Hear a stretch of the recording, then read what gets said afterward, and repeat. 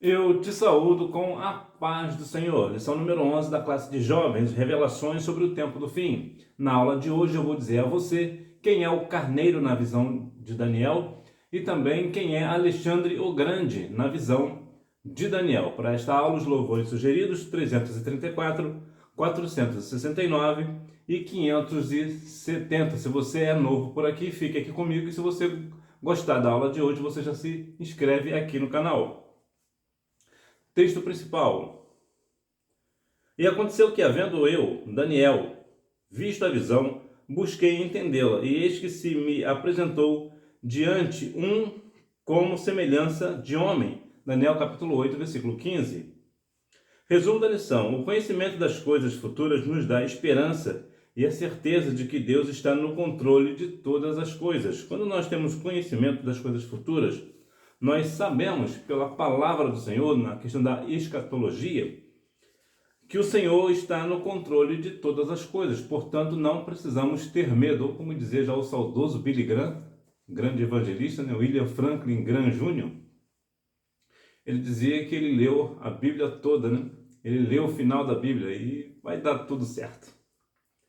Introdução.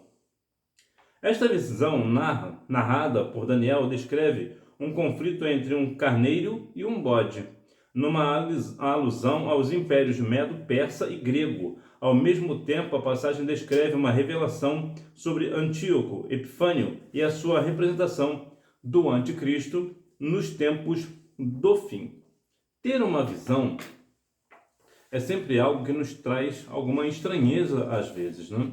Algumas visões são visões que nós compreendemos bem, está tudo dentro da normalidade, mas existem algumas outras visões que são muito mais complexas. Esse, por exemplo, é o caso da visão de Daniel, né? Um conflito entre o carneiro e um bode, né? O que seria esse conflito? Esse conflito, na verdade, é uma alusão ao império, os impérios Medo-Persa e também o Império Grego. Então existia aqui uma grande questão, que é a questão da revelação das coisas que aconteceriam, qual é a maior, qual é o menor. Eu já vou te falar a diferença dentre eles. E vejo também que Antíoco Epifânio é uma representação do anticristo. Isso aqui é interessante nós entendermos, que ele é uma representação. Ele não é o anticristo, ou ele não era o anticristo. Ele é uma representação, é aquilo que representa, é uma forma com que o anticristo vai governar. Este Epifânio já governava. Isso é, ele é uma representação, ele é um tipo de espelho, né? Como o anticristo vai funcionar, vai governar assim como ele governava. Então ele é uma representação e não o anticristo propriamente dito. A visão de um carneiro e um bode, características da visão. Daniel se vê na cidadela de Suzã, na província de Elão, localizada a cerca de 300 quilômetros a leste da Babilônia. A expressão cidadela alude a um local específico, referindo-se a uma fortaleza situada em um lugar estratégico que domina e protege uma cidade. Segundo historiadores, Suzã servia como residência de inverno dos reis persas. Em outras palavras, esta cidade do Suzã é a mesma que mencionada no livro de Esther, capítulo 1, versículo 2, né? A mesma fortaleza. Então ela é uma fortaleza num lugar estratégico. Toda fortaleza, ela é sempre num ponto estratégico, senão ela não seria uma fortaleza. Se você está numa cidade, por exemplo, que ela precisa de um ponto estratégico, uma fortaleza, não vai colocar lá no cantão da cidade onde ninguém passa, onde não existe nada lá. Vai colocar essa fortaleza talvez num centro da cidade, ou num lugar, num ponto de entrada e saída, onde todos têm que passar por ali. Então essa é mais ou menos a dinâmica para a gente entender a questão da fortaleza. Então veja que aqui tem algumas características, né? A visão, a sua localização, a distância, que é de 300 quilômetros a leste da Babilônia. Então é aqui uma distância bem significativa. O carneiro.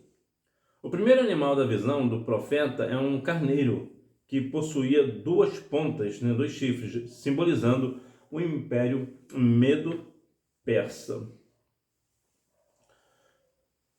Veja que a questão do carneiro, o que é esse carneiro. Este ele simboliza, claro, o Império Medo-Persa. E é interessante que nós vemos que, na bem da verdade, apesar do o Império Medo-Persa se tornar depois do Reino Medo, tornou-se maior. Ou seja, Império, o Império, aqui está ruim de entender aqui, meu pai. É a visão, gente. Essa visão, esse problema dessa visão que está acabando comigo. Mas o chifre mais alto que aponta para a Pérsia, né? Vamos pegar aqui. A questão da Pérsia. Inclusive existe uma questão muito interessante da Pérsia, falando de visão, né? Então, lacrimejando bastante. Eu lembrei de uma questão curiosa da Pérsia, que lá na Pérsia, nos cemitérios da Pérsia, quando a pessoa vai sepultar o seu ente querido, ela recebe uma tipo de esponja. Eu não sei se ainda faz isso, né? Mas se fazia.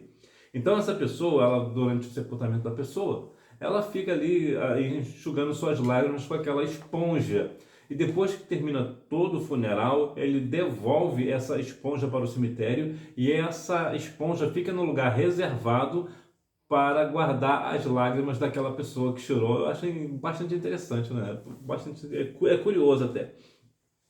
Então o carneiro tem essa representação do Império da Pérsia, né? O chifre mais alto, ou seja, ele é um chifre maior, é um reinado maior do que o outro, né? Então veja que aqui existe uma separação, né, na questão do grego, né, do Império Grego, que no caso da Pérsia ele é um reinado maior.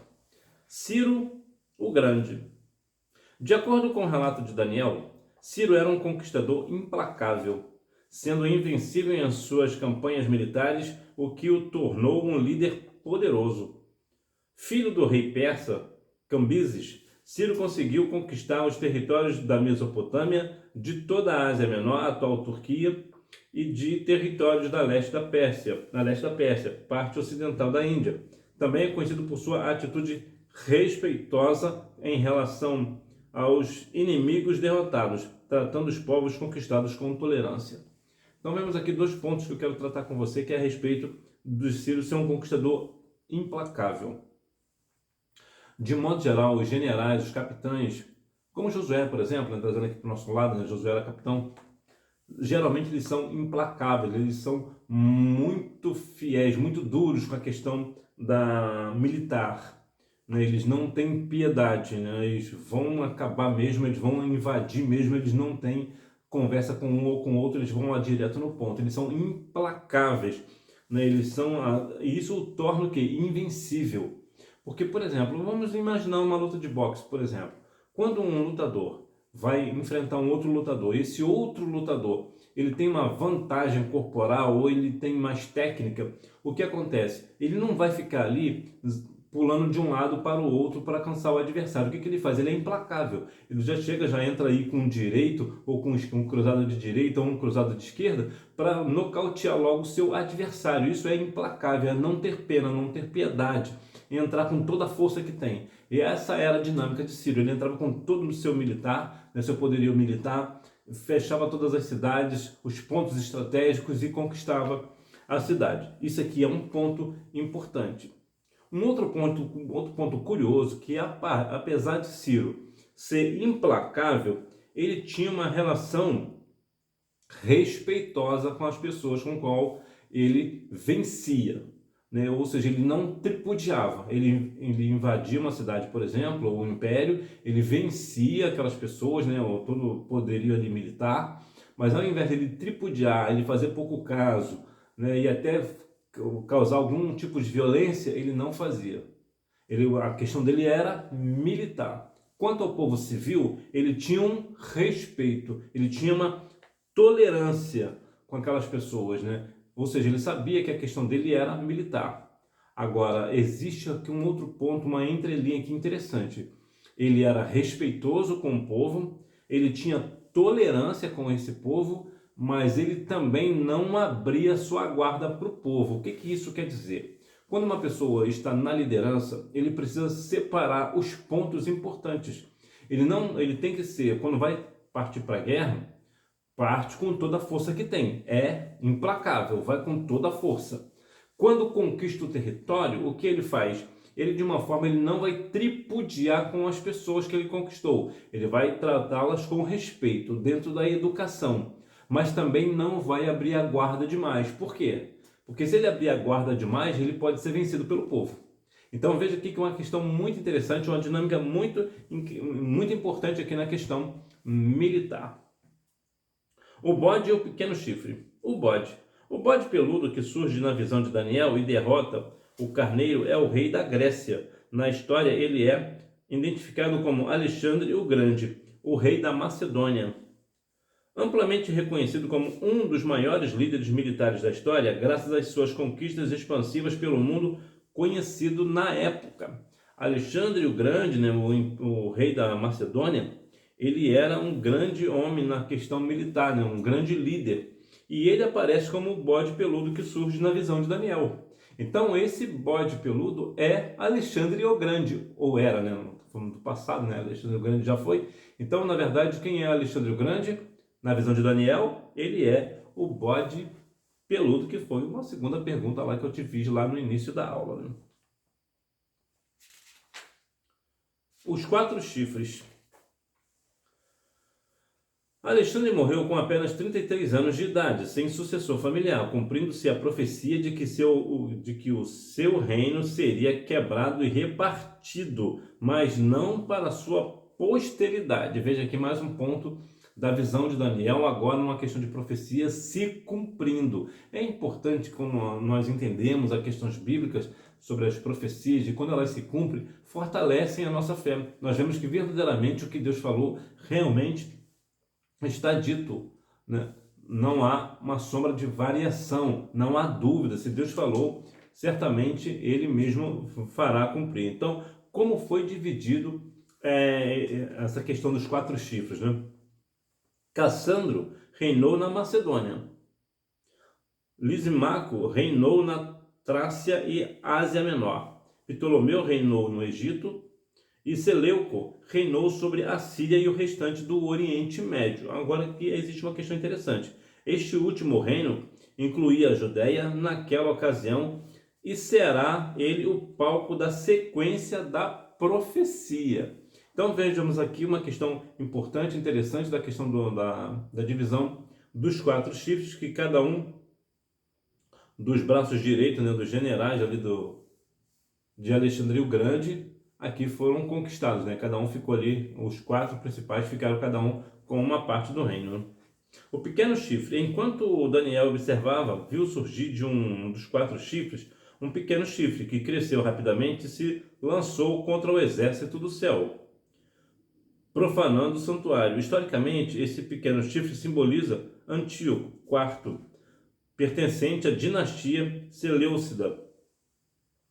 Então veja aqui que ele, dotado de um temperamento cruel e sanguinário, esse homem cometeu diversas atrocidades contra o povo judeu. As pessoas da antiguidade, até mesmo da atualidade, têm uma implicância com o povo judeu e quer destruir o povo judeu a qualquer custo. Eles sempre armam alguma coisa para acabar com o povo judeu. E é sempre bom lembrar que quem é o povo judeu? O judeu é as pessoas que faziam parte da tribo de Judá. Lembra, Jesus era judeu, portanto, aqui está a grande chave da questão. Por que as pessoas sempre procuram acabar com os judeus? Porque veio dessa linhagem, o maior judeu de todos, o maior ser humano de todos, que é Cristo. Então eles querem destruir essa questão do povo judeu, assim simbolicamente, com uma ideia de que, olha, o teu maior judeu de todos, né, que é Jesus, que é o Jesus de vocês, não foi capaz de salvar vocês das minhas mãos. E é por isso que sempre quando alguém luta contra judeu, sempre irá perder a batalha. Por quê? Porque Jesus, como judeu, ele sempre peleja por eles. Então é interessante observarmos esse ponto, né? Em uma de suas campanhas militares, invadiu Jerusalém e profanou o templo conforme a visão de Daniel. Mais uma questão aqui da visão de Daniel se cumprindo. Então esse povo sempre vai contra o povo judeu, né? Que é os descendentes da tribo de Judá, e também vem na ideia aqui de profanar o nome do Senhor, né? Sempre profanar ali as questões do templo. O tempo do fim, um protótipo do anticristo. Antíoco seria o cumprimento parcial desta visão. O anticristo, o cumprimento cabal. Suas características são as de um ditador mundial. Será o último grande governo mundial da história, identificado em Apocalipse como a besta que surge do mar. É uma personagem que terá controle sobre 10 reinos.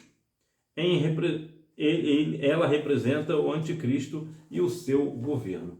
Bom, a questão do governo, de modo geral, o governo é o grande problema da humanidade, de modo geral. Não há nenhum país do mundo que o governo é 100% perfeito. Eles sempre causam problemas que eles mesmos criam, depois que eles querem dar uma solução e dão uma solução errada, né, e acabam sempre na mesma bola de neve, né, sempre no mesmo ciclo. Mas aqui uma questão do ditador mundial, é interessante entender o que seria ou o que é um ditador mundial. O que é um ditador? Por exemplo, na Venezuela tem um homem lá chamado Nicolás Maduro e o seu governo já deveria ter caído de Maduro, né?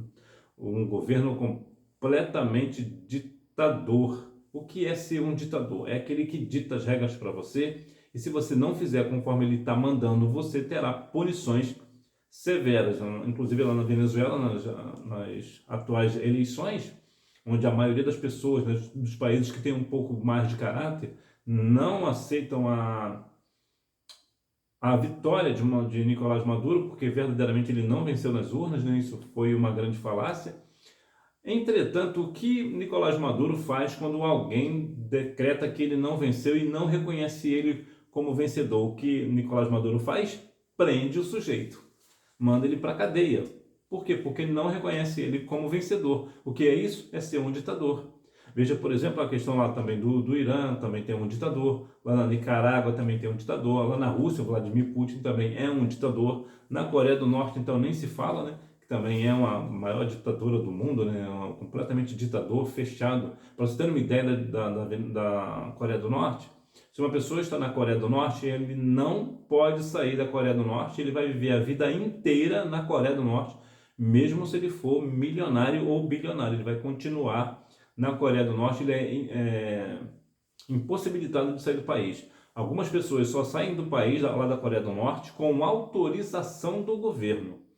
Por exemplo, às vezes você pode ver, e talvez não entender, quando um atleta vem para uma Olimpíada ou uma Copa do Mundo, esse atleta é norte-coreano, ele não volta para a Coreia. Ele fica no país que está sediando as Olimpíadas ou aquela Copa, ou ele vai para outro país. Por que que ele fez isso? Porque ele não quer voltar para a Coreia do Norte, porque na Coreia do Norte ele não tem liberdade para fazer nada. Até o corte de cabelo na Coreia do Norte, quem dita é o governo. Tem ali uma quantidade específica de corte para homens e para mulheres, e se a mulher ou o homem não fizer o corte que o governo manda, eles são presos também. Então isso é ser um ditador. É exatamente isso que o anticristo vai fazer. Só que numa escala global, no mundo inteiro, quando ele vier, ele vai fazer exatamente isso. Aquelas pessoas que não obedecerem ao seu governo ou não reconhecerem no seu governo, serão punidos com a morte, com a prisão. Isso é ser um ditador.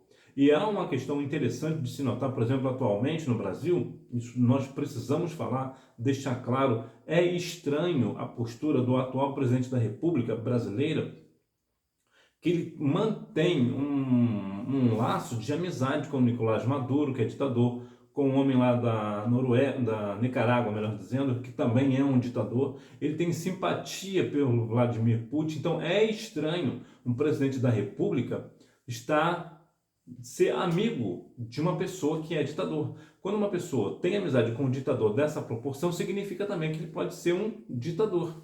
Então, o que seria um ditador? Como eu disse, aquela pessoa que quer impor para você uma coisa e você precisa fazer, porque se você não fizer, você vai sofrer muitas punições essas punições severas. Uma visão atormentadora. Contudo, diz a Bíblia que ele se levantou e voltou aos seus afazeres perante o rei. Mesmo sabendo que o rei seria destronado, Daniel não deixou de trabalhar e servir. Isso mostra que o conhecimento do porvir e a escatologia não podem nos levar a uma fuga da realidade das nossas responsabilidades terrenas. Veja que Daniel, apesar de ser um homem, não um jovem na verdade, né? Ele era um jovem de Deus, muito requisitado, né? Era um jovem exemplar, a ponto da Bíblia dar testemunho dele, né? Lá em Ezequiel 14, 14 e 20, fala que ele, por sua reta justiça, ele se salvaria. Então veja que, olha que questão importante. Mesmo ele tendo acostumado a visões, interpretação de sonhos, de visões, ser um grande homem de Deus, né, um jovem de Deus, ele ficou fragilizado, espantado e doente depois dessa visão. Veja que tamanha visão ele teve. Mesmo assim, existe uma questão importante de que mesmo ele sabendo que vinha no porvir, que aquele rei cairia, ainda assim ele voltou a servir o rei. Porque mesmo na questão de saber do futuro, das questões das escatologias, ele não fugiu da realidade da responsabilidade terrena. O que isso quer dizer para nós? Quando nós lemos a palavra do Senhor, nós sabemos o que acontecerá. A Bíblia nos orienta a respeito do final dos tempos. Nós temos as questões da escatologia. Nós sabemos do que há de vir. Guerras, rumores de guerras, terremotos e tantas outras coisas que a Bíblia menciona. Pai contra filho, filha contra mãe e tudo isso que tem acontecido e acontecerá muito mais. Nós sabemos de todas essas coisas. Mas mesmo assim, mesmo se porventura nós sabermos dessas coisas e adoecer, ficar fragilizado ou espantado, verdade é que nós não devemos de maneira nenhuma fugir das nossas responsabilidades terrenas. Quais são as nossas responsabilidades terrenas? Na questão espiritual é continuar pregando o Evangelho. Quer ouça, quer deixem de ouvir. Nós vamos continuar pregando o Evangelho. Uma outra questão também, que é o ponto aqui é mais centralizado nesse ponto, é não deixar de servir no rei. No caso, não deixar não deixar os seus afazeres. Você não é porque você sabe que o mundo vai acabar, que essas coisas vão se acabar, que vai ter o tempo do fim, que você vai dormir até meio-dia. O mundo vai acabar mesmo? Daqui a pouco a gente sobe? Então, não, de maneira nenhuma. Lembra Provérbios 6,6? Vai ter com a formiga ao preguiçoso, conhece o seu caminho e ser sábio. Então, o que Daniel traz aqui para nós? Apesar dele ser um homem, né, um jovem espiritual, conhecedor das coisas, das escatologias, das coisas que virão no final, saber que o seu rei ali vai acabar, o rei ali será destruído, vai acabar com ele. O que Daniel continuou fazendo? Continuou nos seus afazeres. Ou seja, ainda que você esteja trabalhando numa empresa, trazendo aqui para nós, e você sabe que essa empresa vai quebrar, ela vai falir, você vai continuar servindo com integridade, com responsabilidade. Isso que é aqui a grande questão de Daniel. Humildade e confiança diante do futuro. O profeta foi humilde em reconhecer que nem mesmo ele tinha todas as respostas. Atitude muito diferente daqueles em nossos dias que parecem saber tudo sobre os eventos escatológicos, inclusive detalhes irrelevantes baseados em especulações. A questão básica da escatologia, se você perguntar para qualquer pastor, inclusive para o seu pastor, acerca da escatologia, ele vai ficar meio perdido. E você vai falar, como é que você sabe se você nem conhece meu pastor? É porque a escatologia, ela é muito complexa. Qual é o evento que vem primeiro? É esse ou é aquele? Então veja que Daniel, mesmo sabendo de muitas coisas, ele era muito instruído na palavra, muito instruído na ciência, ele era um jovem muito inteligente, era fora da curva, né? Daniel tinha uma inteligência fora da curva. Mas mesmo assim, ele reconheceu que não tinha resposta para muitas coisas.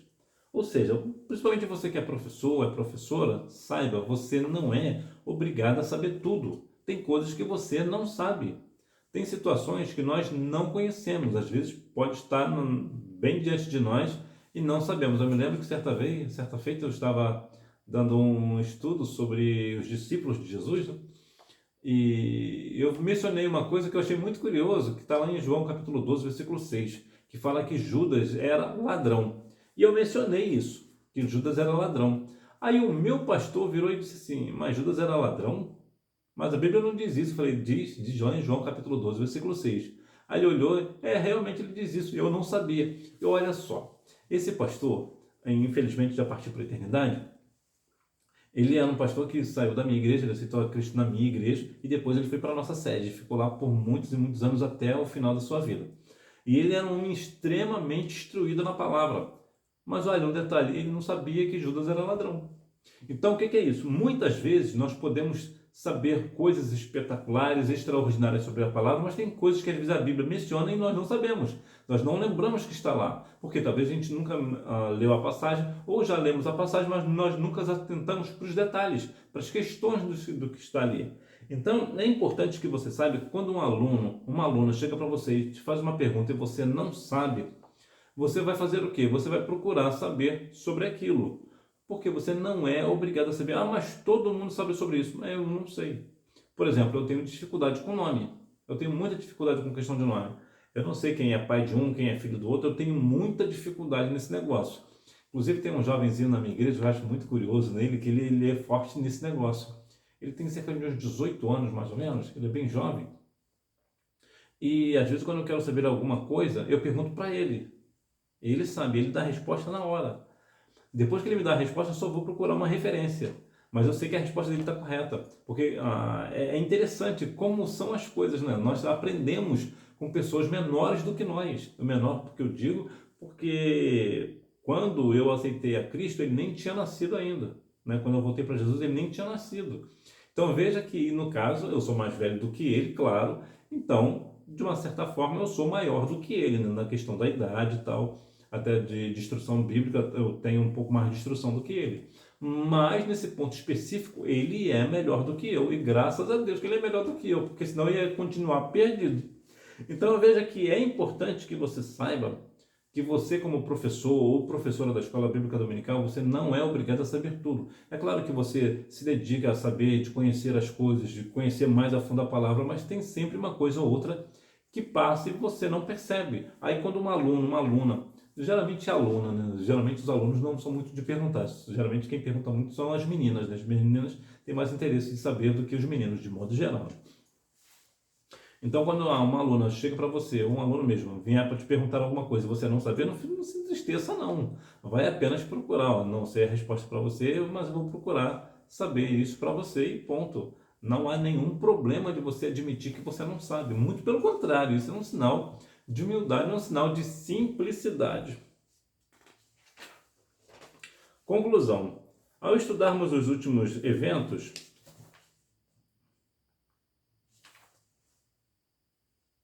mundiais, de acordo com a revelação das Escrituras, somos tomados pela esperança e a certeza de que Deus está no controle de todas as coisas. Sim, nós sabemos. O Senhor, ele controla todas as coisas. E aqui é importante ressaltar que, como virá a escatologia, o tempo do fim, as coisas que acontecerão, nós ainda assim nós nos manteremos diante da potente mão do Senhor. Por quê? Justamente porque nós sabemos o que acontecerá. Quem partirá para a eternidade sem Cristo, com Cristo, que vão acontecer. Então, o que nós queremos? Nós iremos partir para a eternidade com Cristo. Por quê? Porque nós sabemos que o Senhor está no controle de todas as coisas. Então, nós nos agarramos com Cristo, subiremos com Ele. Enquanto isso, vivendo nesse mundo, mantemos nossas responsabilidades sociais e afazeres. Em outras palavras, nós manteremos a nossa vida espiritual, nós vamos à igreja, nós vamos para a EBD, nós vamos subir monte, vamos para a vigília, vamos para a consagração, vamos viver uma vida de santidade diante do Senhor, vamos procurar viver aqui uma vida que pautada na palavra, e se porventura nós pecarmos, nós pedimos perdão ao Senhor, pedimos perdão para quem nós erramos e vamos continuar na jornada, sabendo que, a verdade é que nós sabemos que a nossa responsabilidade social e os nossos afazeres precisam ser realizados por nós. Nós devemos, apesar de ser cristãos, salvos na pessoa de Cristo, nós também teremos o nosso trabalho. Nós trabalharemos, ganharemos o nosso salário, também no sentido social, nós temos a responsabilidade diante da sociedade. E qual é essa responsabilidade? De mantermos uma vida de testemunho. As pessoas sabem que você é cristão, uma pessoa cristã, pela forma com que você anda, pela forma com que você fala, pela roupa que você veste. Então as pessoas fazem o quê? Sabem que você é diferente. E os seus afazeres dentro de casa, você também mantém sempre feito, sempre realizado. Porque o fato de que nós sabemos as questões do tempo e do fim, de maneira nenhuma acaba com as nossas responsabilidades. Portanto, sim, você terá que lavar a louça do almoço. Você terá que, quando acordar, arrumar o seu quarto. Então, você terá que ajudar a sua mãe nos afazeres domésticos.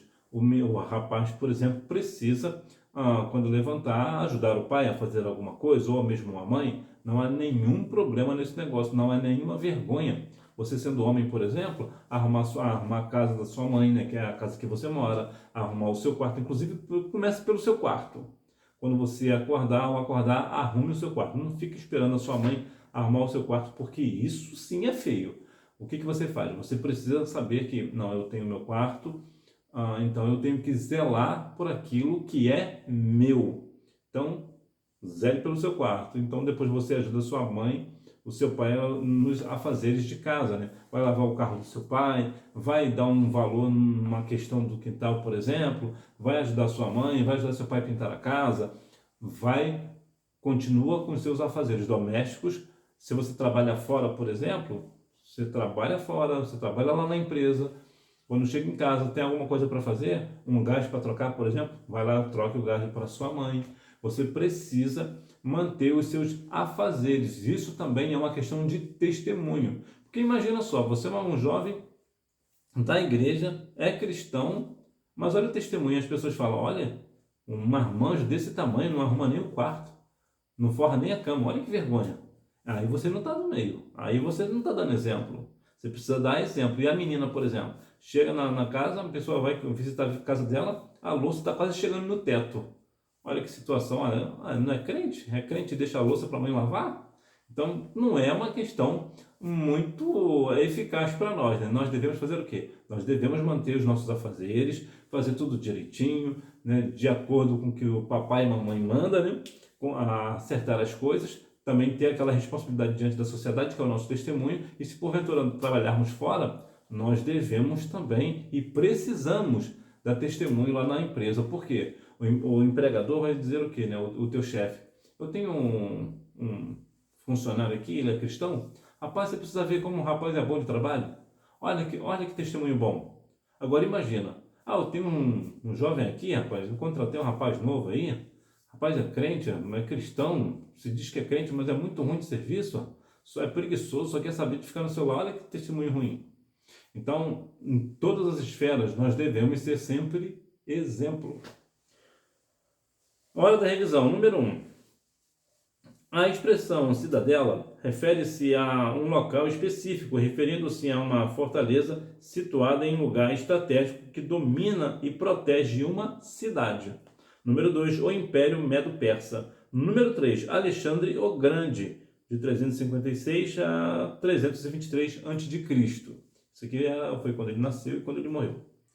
Rei da Macedônia. Número 4. Inclusive é bom aqui, eu sei que você sabe, mas é muito bom deixar relatar, lembrar que antes de Cristo é sempre um número maior para o número menor. Por isso que ele nasceu em 356 e morreu em 323.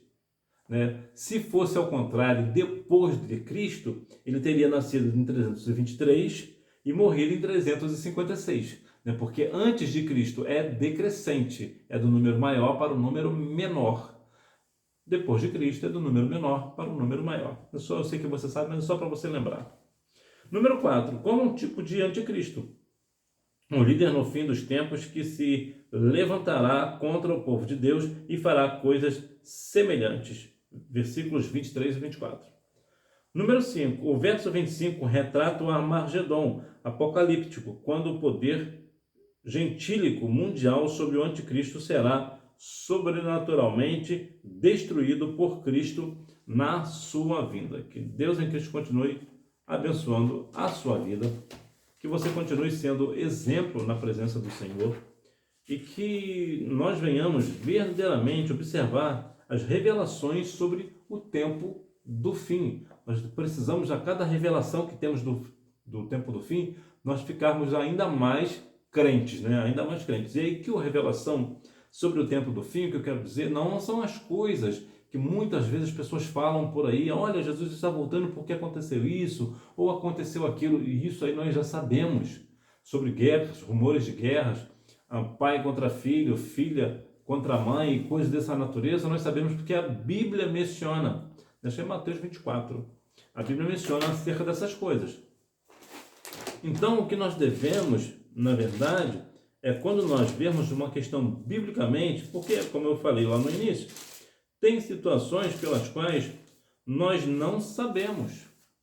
Então, quando você lê a Bíblia e você entende, compreende uma questão escatológica, ou seja, uma revelação sobre o tempo do fim, sobre o que virá, então você faz o quê? Você continua ainda mais crente, né? Aí você fica ainda mais firme na presença santa do Senhor. Portanto, nós venhamos a cada dia mais ficar apegados ao Senhor, sobre as revelações sobre o tempo do fim, e sabendo que já é a última hora. É a última hora da vida aqui na terra. Brevemente o Senhor Jesus virá buscar a sua igreja e nós subiremos com ele nos ares para encontrar com nosso Senhor e Salvador Jesus Cristo nas nuvens, né, e participar aí das bodas do Cordeiro. Que Deus continue abençoando a sua vida. E se você gostou da aula de hoje, dá um like nesse vídeo, se inscreva aqui no canal, compartilhe esse vídeo com aquela pessoa que, assim como você também, ama a Escola Bíblica Dominical. Que Deus continue abençoando a sua vida e você me vê na próxima aula, se Jesus não voltar. Tchau!